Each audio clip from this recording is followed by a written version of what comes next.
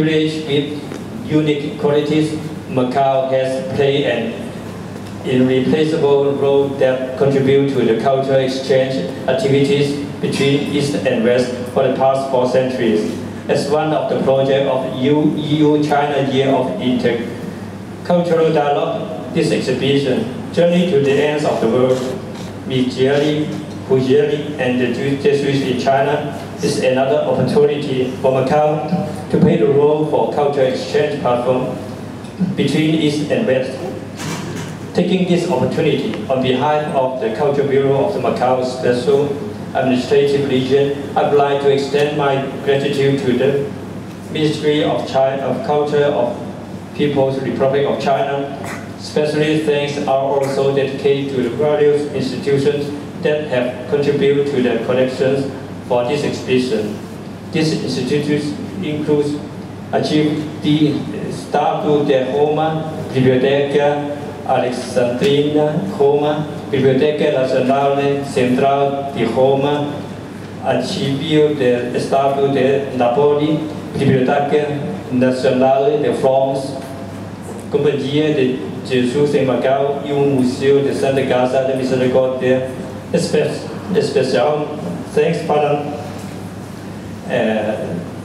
thanks are dedicated to the Consul General of Italy in Hong Kong and Macau and the Italian Cultural Institute in Hong Kong. Dear Director of the Department of Culture of the Liaison Office of the Central People's Government in Macau, Mr. Bai.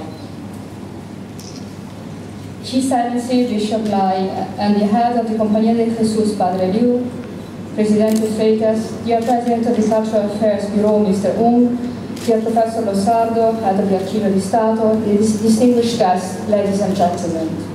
I feel very honored to be here today at the opening of this beautiful exhibition, which is not only about the precious and interesting information about China contained in the maps designed by Padre Michele Ruggieri and Macao Ricci at the end of the 16th century, nor it is about the excellent work of the first of research of the first Jesuit vanguard. This exhibition is, according to me, about something more important and more lasting. And this is the reason why I have pursued these projects together with the Cultural Affairs Institution in Hong Kong and Macau with the deepest determination. The exhibition is about the beginning of a long path of friendship between Italy and China. It is about the importance of an effort to overcome mutual prejudices, the scant knowledge, and sometimes even the total ignorance between East and China, between West and China, the total ignorance that West and China had about one another at that time.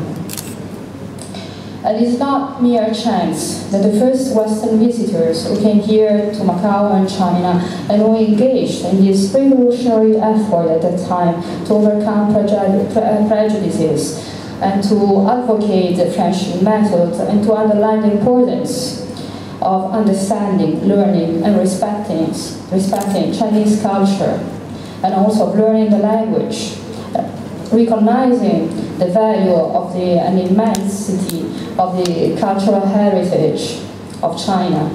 The first visitors who did all these things were Italian Jesuits. Nor it is by chance that they were all stationed in Macau, the city which has in its DNA maybe the role, the vocation to develop the culture between the East and West. A vocation you can see even today which characterizes the atmosphere of openness that I find every time I come back to Macau, and which is the basis also the always constructive, generous, warm, positive collaboration that the Consulate General of Italy always finds in the Macau authorities. So I wish to express my most heartfelt thankfulness to the Macau authorities and to the Cultural Affairs Bureau for their crucial support, because without their collaboration, this exhibition, which has been organized by the Archivio di Stato with the help of Mondo Mostre, could have not seen the light. It was well worth retracing the steps of these incredible and extraordinary personalities, not only the famous Matteo Ricci, but also the less famous but also very important Michele Ruggieri, who was the first to take up the challenge.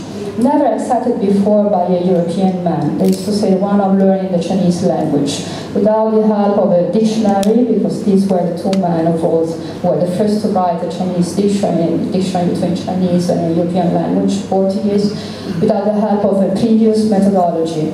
They were the first sinologists of Europe. They were the first to try to explain China to European eyes which believed that at that time China was just a mysterious land of dragon that nobody could really learn and understand. These people came here equipped only with their faith, their determination, their eagerness to learn to understand, their culture, because they were extremely knowledgeable, but also their humbleness. They came here with their astrolabes, with their complicated clocks, and very strange musical instruments to impress Chinese scholars and gain access to the main court.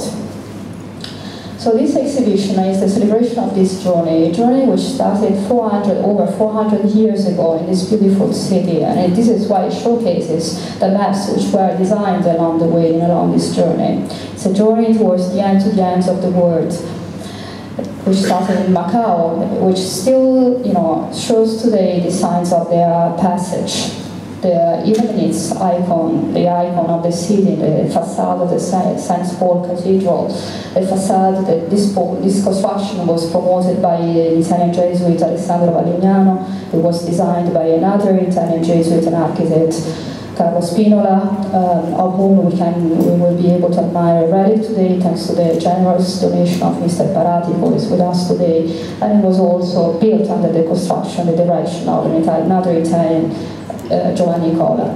So even if these signs are not so evident, not so well known today, maybe not so many people are aware of the importance of this Italian contribution, they still survive.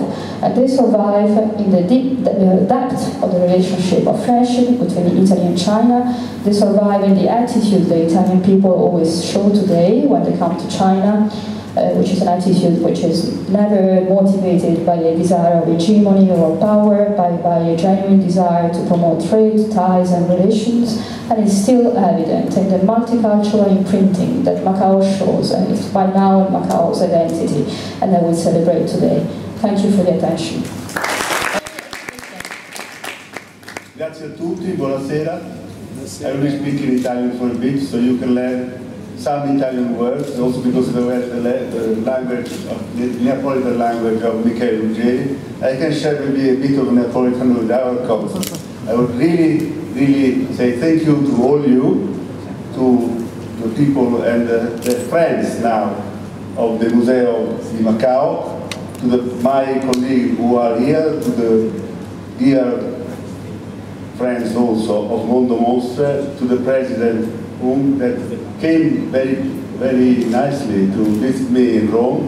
So all that started thanks to his visit in Rome. I think it was a very important moment, the first visit of President Rome, because it started the project that was really the starting point. We spoke about books. I showed him the book I made now 20 years ago, that was the publication of Ruggieri's Atlas, that unfortunately, I say it was only in Italian, but they were completely different time, 20 years ago, because actually we finished the publication, we started before, and but thanks to that publication now, it's been possible to speak together, to understand each other and so on, and to start this important project.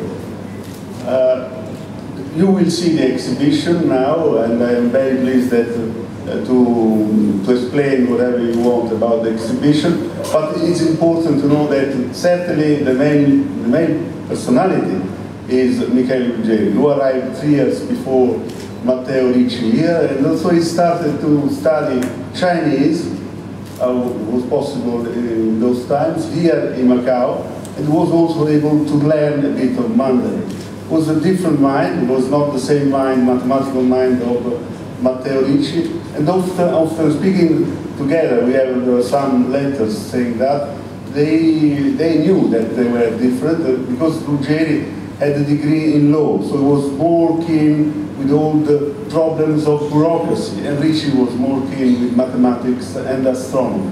But many others came after that.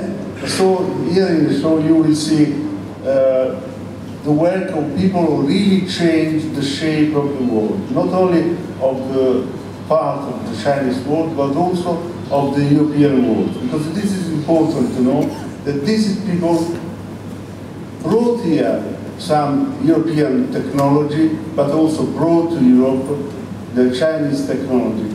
The atlas by Michele Ruggieri is a good example of that, because actually we never had, before Ruggieri Atlas, this kind of geographical production. We must wait another 200 years after the production of an atlas like that to have a description so deeply precise of Italy, of the European countries. So it's been really an exchange between the European and the Chinese. We learned something from you, and maybe the Chinese people in the meantime, and also in Qingtang, learned something from the Jesuit overall and the other Italians who came, from the point of view of geography, astronomy, art, and so on. But there is more interchange that we really understand now, because of many different things. It was difficult for the Europeans to read the books published here in China by the Jesuits. Actually, the copy you will see here of Ruggieri Catechism is the Latin copy. It does not correspond exactly with the Chinese copy. Are two different versions of the same general idea. And so in the exhibition, what I suggest to you to see, not to lose anyway, are some beautiful illuminated manuscripts coming from Napoli, l'Archivio di Stato di Napoli, Naples State Archive, which are really a beautiful kind of Renaissance engraving and illuminated manuscript. And you have all 20 folios, 20 pages of Ruggieri Atlas, and also you will see the original drawings that are extremely important for the history of the world, of the astronomical observatory of Beijing, made by Ferdinand Ferris, which are luckily kept in Rome State Archive. And you will also see the first map showing the borders between China and Russia. That one also was an incredible story, because when the Russian ambassador, who was a Greek actually, Spatari, met the people on the other side of the line in the Chinese army, they were Jesuits. And so the first peace treaty, the Treaty of Versailles, has been written in Latin. So Rome, those times, was still an important place for everybody, like the Italian university. The consul rightly was telling to everybody the importance of the Italian contribution to the opening of China. That has been possible thanks to the university, thanks to the education that the Italian missionary had, like Michele Ruggieri, who had 3 degrees, one in theology, one in law, and so on. So thank you to everybody. We are nearly close to the real opening of the exhibition. I'm really moved for that, because it's been, for me, a great emotion to work with the Chinese colleagues and scholars. We are learning a lot. We have not yet finished to learn. We hope that is just a starting point for new adventure. Thank you very much. Of the Central People's Government in Macau SAR, Liu Xiaohan, representing the Director General of the Liaison Office. 澳門教區黎鴻升主教。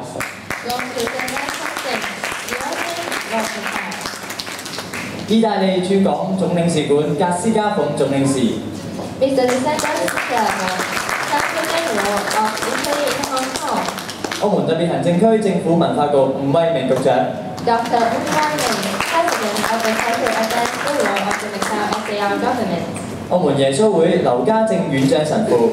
Father Benedict, Superior of the Society of Jesus Macau. 澳門人治黨直理會菲安達主席。 Mr. Antonio José de Felipe, President of the Macau Holy House of Mercy. 以及羅馬國家檔案館歐金尼奧羅薩多館長。Professor Eugenio Ruggieri, Director of State Archives of Rome.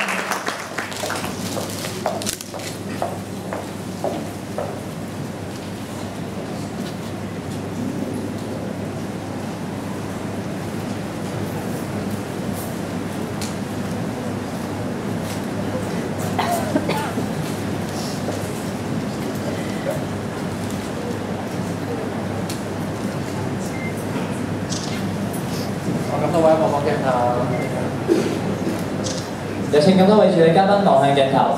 Guests, please face the camera.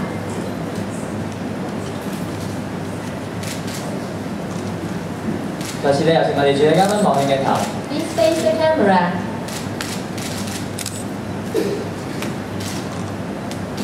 請各位助理嘉賓準備，1、2、3，開個天涯來歡與來來嘅故事。